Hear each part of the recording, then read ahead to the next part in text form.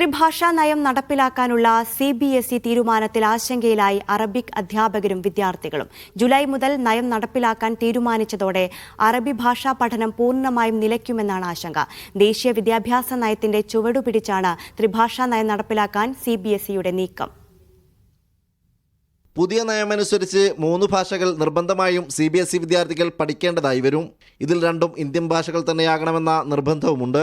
സ്വാഭാവികമായും ആഗോള ഭാഷ എന്ന നിലയ്ക്ക് ഒരു ഭാഷ ഇംഗ്ലീഷ് തിരഞ്ഞെടുക്കുന്നതോടെ അറബിക്, ഫ്രഞ്ച് ഉൾപ്പെടെയുള്ള മറ്റു വിദേശ ഭാഷകളുടെ പഠനം പൂർണ്ണമായും നിലക്കും. പുതിയ ത്രിഭാഷാ സംവിധാനം വരുന്നതോടുകൂടെ ഇംഗ്ലീഷും അതുപോലെ മലയാളവും ഹിന്ദിയും 3 ലാംഗ്വേജ് കുട്ടി ഏറ്റെടുത്തു പഠിച്ചുകൊണ്ടിരിക്കുകയാണ്.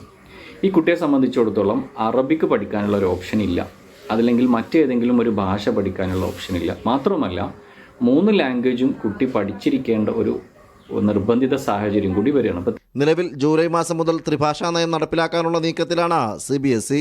മീഡിയ 1 കോഴിക്കോട്.